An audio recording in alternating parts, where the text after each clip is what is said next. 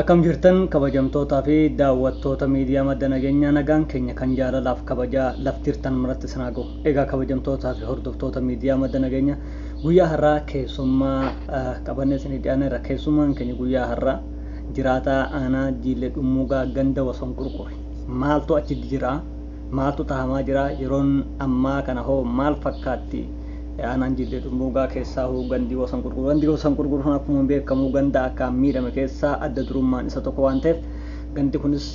daangaa jara kanaatti walitti dhiyaatti waan ta'eef kanaaf egaa uummanni keenya yeroo ammaa kana naannaa sanitti deebi'ee mana isaa irratti lafa manni irraa gubate irratti daasii ijaarratee jiraataa jira. Obboleessi keenya kun jara sanirra gadi dhaabbatee waa haalli isaanirra jiru bareechee beeka. Sagalee isaa irraa dhageenye haalli jiru maal fakkaata ka jedhu waliin turtii taasifnee jirra. Kan si waliin turu ana Muhee Calaadha. Haguduma sagantaa keenyaatti nu faana turan amma kallattii maanin gara isaatis hin dabarsa. Aloo, assalaamu alaikum wa rahmatullahi wa barakaatuh.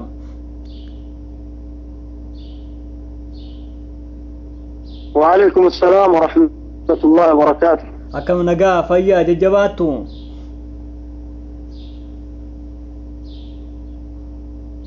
Mujaahid alhamdulillah galata rabbitti akkamisin. Alhamdulillah jeebole sekeenya galatoomi miidiyaa madda nageenyaa kanarratti nu argamuu keetii fi mee yeroo ammaa kana aanaa Jiillee Dhummuugaa ganda Wason Qurqure kan gaafa bitoomsa 20 humna liyyu haylii naannoo Amaaraatiin gubamee gandi hedduun barbadaa'e keessa deemtee rakkoo tokko tokko uummata keenyatti agarsiisaa jirta. Uummanni keenya achirraa buqqa'ee turaate. Egaa mee waan tahame gaahii silaa namoonni quba qabna. Yeroo ammaa kana uummanni bakka faca'ee jiraachuu obsa dhabee ganda isaa dikee abbaa isaarraa buqqa'ee bakka biraa jiraachuu dadhabee obsa dadhabee yeroo ammaa kana osoo nageenyi biyyattii sanii dhibbaan dhibbatti hin tasgabbaahin achi deebi'ee jira. Mee uummanni kun wanni isaan achitti deebi'aniif maali? Haalli isaan amma keessa jiranoo akkami? Mee kanarraa waan jiru ifanuu godhi.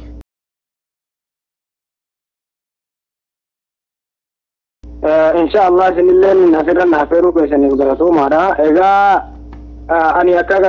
jiraataa Wason Qurqure tokkootitti ganda keenya irratti duulli banamee ture akkaataa itti eegalame silaa quba qabdanii akkamitti immoo sadarkaa sanirra ga'ee ilma yaadattanii. Eegii gandi keenya gubatee buqqa'ee yeroo murtaa'eef gartee mana barumsaa baaltii keessa qobsiifamneetiin turaanne namni kaanis akka eegee faffata'eetiin jedhee ogguma san illee ni deena jennee yaallee turre haa ta'uti Jiillee hin deebiinaa nuutus hin deebisaa nuun jedhanii hoggaa sanitti lolaan ji'a Ramadaanaatiin sababa ammoo bakki itti deebi'an hin jirreen rakkoon walxaxaa waan ta'eef hoggusaniif dhibaa'uun dirqama nutti ta'e jechuudha. Itaa'aa nuun jedhu isaanii kabajuudhaaf jecha jechuu Jiillee akkasitti booda hoggaa jiini Ramadaanaa deebi'ee wanni kun hin baasu sodaa fakkaateera. Sodaan nu jala deemaa jirti. Daarma keenya irra deebina. Ona qabaachuu baannus silaa gaaddisni mukaatis gubateera hin jiru. Achuma taa'uutu nuuf falaa. Diinnis akkasitti garteetiin ija gadi nurraa qabataa yaada jechuun daa'ima xixiqqaa jaarsaaf jaartii dulloomaa guurreetiin achitti deebinee daaraa san keessatti dhukkee san keessatti gidirfamaa achitti argamna. Namni gartee FB Wason Qurqure hordofu ni arga waan keessa jirru. Achirraa rakkoon baay'eetu jira. Deeggarsa Oromoo bal'ootis numa argachaa jirra haga takka gayaa ta'uu dhabaatus rakkoon guddoon duraan harkaan nu qabdu kan turte wanni gartee akka gaafuma dura mandara keenyatti ganda keenyatti hin deebines nu taasise rakkoo bishaaniiti. Wanni hulaa jararraa nu dhaqu tokko bishaanii waan itaheef fooyyeen bishaanii hoggusanitti gaa rakkinni walxaxaa waan ta'eef furmaata argachuu waan hin danda'iniif haga sanni boofne haga takka khazaana wayiidhaa takka nuuf dhiyeessanii uummanni amma yaafi markaz jaamu karaa baaburaadhaa tolchaa jiru kuni dhufanii makiinaa amma bishaan waraabu kana nu waraabanii achirraa amma fayyadamaa jirra haga takka xiqqoo wayya gama kanaanii silaa haalli nageenyaa hedduma hundatti quba qabdanii ni beektanii komaandi poostii jala bulaa jirra. Nuti ammoo akkuma Oromoo wallootitti daangaadha Shawaroobiidhaan wal daangeessina magaalaa kana dura bitaaf gurgurtaa garagaraadhaa irraa fayyadamnullee turaatte zuttii kaja'an sunilleen iddoo bishaan nuti waraabnu waraabbannu turanni kana dura boombaa wayiidhaa jenereetaraan ka waraabbannu ture sanillee caccabsanii cicciranii akka irraan tajaajilimne nu godhanii sanillee ni tolfannaa jennee hoggaa yaallee lakkisaa kuni waan tolummii baasa abbaataa enjinara nagaadhaa nama waan kana tolchu ogummaa itti qabu Finfinnee irraa laallee finneetiin yoo tole malee amma meeshaa guddaa wayii miidhameeraa hin ta'u janiiti yeroodhaaf akka nama isiniin jee kazaana wayii nuuf fidanii achitti uummanni hafe markaziidha kun Turkiyaadha achin nu waraabee achirraa tajaajilamaa jirra amma wanni jabduun takka maalii komandi poostii jala jirra uummanni kun daangaan isaanii asii Shawaroobii fi isaan Zutiidhaa kun Argobbaan munaafiqni safira dhaabbanne wajjin salaachaa turre ka bishaanii fi buskuta itti guuranii ofii isaaniiti kallattiin nu loluu dhabatanii suula keenya dhaabatanii aanaa meeqarraa gartee siinoon qixqixiidhaan nu fe'anii nu lolchiisaa turan suni amma jechuudha warri nu lole kan dhume kan nu fixees uummata Amaaraa raasaadhaa sanii asiin illee walii dhiyeenya ni qabna komandi poostiin meeshaa sin qabatinaa ofii sin dagatinaa nuun jaan ila meeshaa sin qabatinaa ofii sin dagatinaa aboon hiqee keenyarra jirra gaana barbaada namaa hin adeemnu ammoo wabii takkallee hin qabnu sin cufarraa shakki qabnaa kan lolamne gabareedhaaniini kan nu lole gabareedhaami humna limin nuti gartee ni gartan shanee maarree wanni tokko hin jiru ummatuma galgoo hidhatu kana maati macurraa fi gartee mangudootuma kana shanee taatus dhiifnuus nuyi kunoo isu abdii rabbirraa yoo tahe malee sinirraan qabnu barbaachadamaa hin adeemnu lamuu gocha suukanne isaan nurratti raawwatanii nuuf eeyyamaallee jennee gaafannee turre lakki isaa hin ta'u ofii sin dagatina meeshaa sin qabatina akkanuma jiraadhaa nuun jedhani haaya mishaa jennee sumaan bifuma sanii jirra wanni tokko tokko ijoollee loowwan bobbaaftee dubartii bishaan waraaba gama malkaadhaa deemtu jechuu osoo tubboo amma bishaanii waraabamaa jiru kun nuuf hin dhaabatin ummanni keessan tapha keessan maaliif malkaan buune jajjaanii qottoo qaqqabatanii ijoollee rifachiisuun illee numa jira aboo waan akkanaa kanaa jira ijoollee fi nama guddaa fi kan deemani waan akkanaa kana nurraa dhaabaa yoo dhumaan cinaa lammanuu nagasanii kabachiisuudhaaf kan hundooftan taatan jenneen yeroo baay'eellee gaggaafachaatiin turre atayu jarri jaruma kallattiidhaan illee yoo nutti bu'uu dadhabe jechu keessaahu federaal poolisii wanni jaamu tokko hin jiru jaruma kanaaf haali nageenya illee kallattiin illee kana yoonsu jechuu baadhe sodaan inuma jira silaa wanni kun ni eegalame malee hin xumuramne haalli keessa jiru kana fakkaataan jaagaatinii gama ammoo ummanni keenya amma buqa'ee hoggaan amma viidiyoo waraabu baay'inaan gooxii takkitti kan manni barumsaadhaa keessa buufate sanirraa viidiyoo waraabuu guddadha gooxitiin suni gooxii takkitti yandi wasan gurgur gooxii haga sagaliit of jalaa qaba ishiin gooxii takka sun gooxii gartee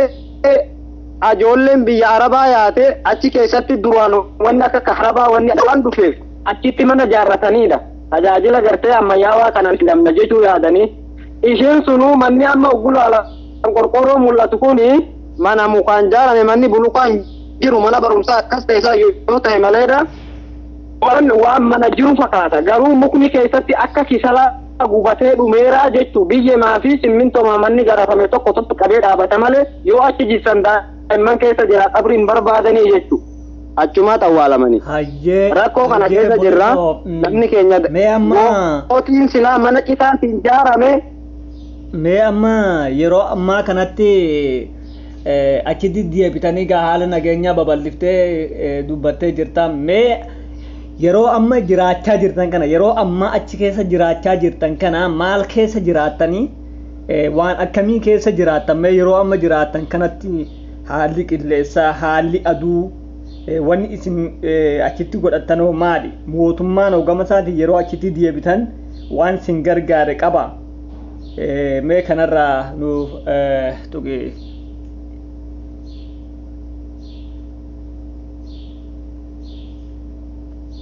galatoome nuti hoggaa ganda keenya sanitti deebinuu mootummaa waatana waan jennu abdii takkallee sirraan qabnu ammas abdii sirraan qabnu ummanni Oromoo bal'aan haa galatuumu mootummaarraa takkaa deeggarsa kabalaa takkaa nagarre sindee takka bichaa uga takka durumaanuu waan sababa anbaxaatiin awaannisni midhaan fixa jechuun laatamaa ture hoggat takka antii isaaniitiin ummanni Oromoo bal'aan laaftee nu gargaaranii amma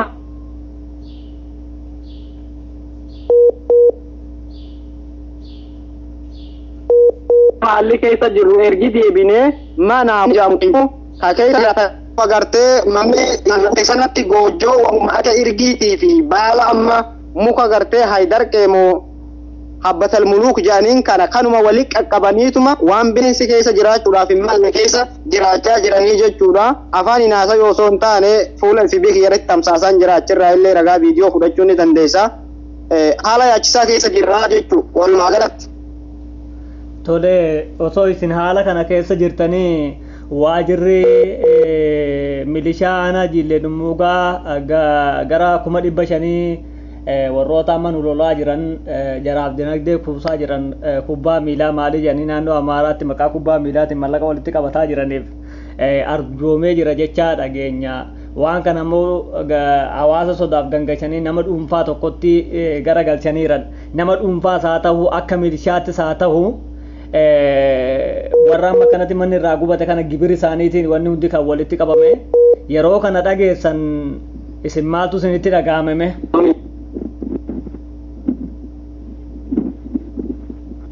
Wallahi Oromoo yoo mammaaktu gosa wallaaltuun naddoo irsa dhiise nagaa gaafati jaanii alatti fakkaata wallahi waan hedduu takka nama suukanneessu gocha gartee diinni nuti raawwate caalaa kan gartee san caalaa nama cabsuudha jechuudha kun yaada mataa kiyyaati kanumaan bira dabra kan. Hayyee galatoome obboleessa keenya haala jiru akkaan ulfitee jirta. Yeroo ammaa kana nan argaa fifii garaagaraa irratti uummata saniin mana ijaaruudhaaf qorqoorroo wanni garaagaraa walitti qabamaa jira waan jedhamu tokko dhagahaa jirra. Tilmaamaan manni amma ganda osoo gurgurati naannaa sanii uummataaf hanga tokko yoo bu'aa buusettee viidiyoo waraabaa jirtan kun yoo tilmaaman mana nama meeqaa ni ta'a jettee mee ilaaltan mana nama meeqaa ni ta'a yoo tilmaamte naannaa sanii waan barbaadu sitima laafee nasiin hin jiru namni biyya keenyaadha abbaa warraa tokkichi dhalaa afur fuudhanii beektanii mana afur qabaataa jechuudha.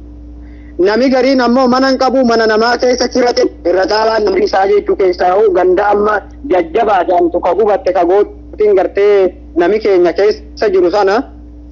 irra caalaan isaaniidha warra kiraayii keessa jiraatu jechuudha. Amma iddoon kiraayii keessa jiraatanis gubate kana dura waan gartee dhuunfaa isaaniitti qabaniis hin qaban akkanumaan gidirfamaa jira jechuudha. Walumaa galatti akka tilmaama kiyyaatti yoo hir'ate malee kan hin daballe mana 700 oli ni ta'a.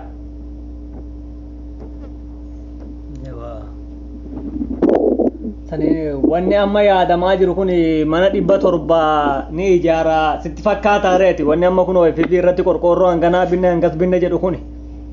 sanuu nama akka namoota muraasa garee muraasan. Amma bakkoota markatti beekasaatti jaamee bitaatis jira kan ammoo haga amaanaa bitamee nu gaillee hin jira ummata Oromoo irraa qorqoorroo habbaa 3,270 bismaara 100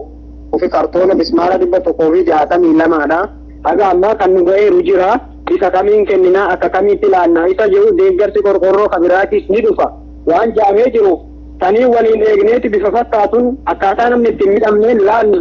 yaada jiru qabna sanis gaamee bifa kamitti manni gubatamee akkamitti kennama isa jiru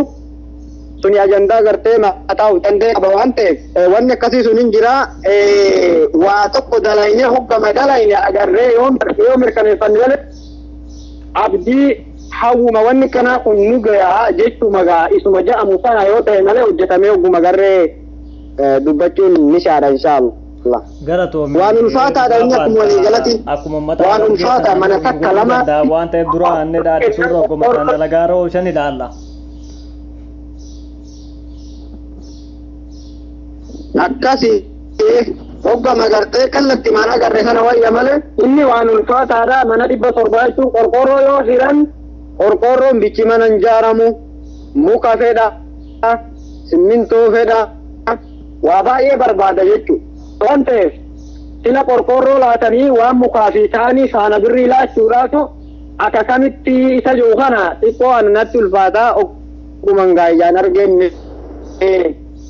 ilaalla. Nima dubbatamaa sila rabbi.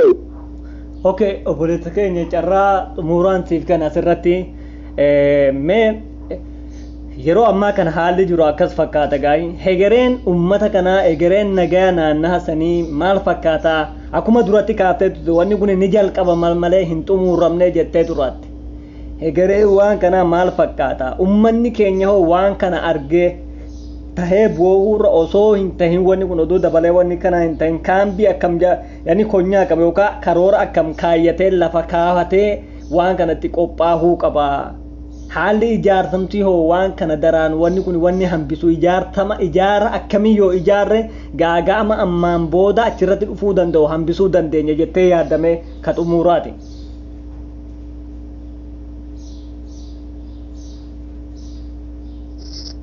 Ka xumuraadha dhaamsa lamaan qabaa waan gartee ummata keenyaaf tahuu fi maal kan hin jee yaadu takka ummata biyyaatiif lammaffaa kan alaatiif akka dhaamsaatti waan nu fayyadu hegeree keenyaaf bu'aa guddaa qabeessa waan nuuf kennu kan hin jee yaadu. Ummanni kun jarri jarumaa maali jaldeessi bareedaan qabu jaan tokkuma. Waan kana ta'eef ummata keenya kan biyya jiruuf wanni qaamuu barbaadu. Wanni amma nurra raawwatame kunis ta'atiidhaa aannan guyyaatti ibsanii. Waan biraa nu kee barbaaduudhaaf waan ta'eef waan hegeree keenyaaf dhumiidhu ana barumsaa gubuun silaa gartee qabeenya mootummaadhaa kan jedhamu gubuun kun ergaa biraas of keessaa qaba waan ta'eef haalli amma keessa jiru gartee bulchiinsa poostii jala maqaan ittiin nu waaman maqaa gartee nu barbadeessu waan ta'eef iddoo tokko tokkotti yeroo tokko wanni mul'atu adeemsa jaraa kallattii jaraadhaa kan mirkaneessuuf waan ta'eef waan akkasiirraa of qusadhaa tokkummaa keessan cimsaa jaarsa keessan jaarsi keessan xiqqaa kabajaa wal jala deemaa tokkummaa keessan cimsa wallaahi rabbii ol taheef jechaa fi tokkummaa cimsannee deemgadoo follee jechuudha wanni nuuf qopheeffame boolli itti nu qabruudhaaf deeman kan hundee qabuun turre jechuudha. Ammas wanni nuuf barbaachisu hegeree keenya tokkummaa keenya cimsachuu wal dhagayuu iddoo oolaa jedhan bulaa jedhan oollee bulu asin gaynaa yoo jedhan irraa qoqqobuu fi waan jaarsi keenya sheekni keenya manguddoon ta'e nuun jette dhageenyee jala adeemuudha. Lammaffaa dhaamsa uummata alaatiif wanni qabu walloon akkuma waliigalatti raafama guddaa kee jirti. Uummata kana bira dhaabadha deeggarsa barbaachisaa ta'een deeggarsi gartee gosa baay'ee daakuu fi naafna deeggarsi walloon barbaaddu cimaa waan biraati gaasii achaan uffata irraa baasee ittiin himu ummata alaatiif kanama ummanni kun ummata yatiima gama sagaleetti warri miidiyaa sagalee taafi warri rabbii waa isinitti kenne isa keessanii gartee deeggarsa godhaafi waan isaan sinirraa barbaada waan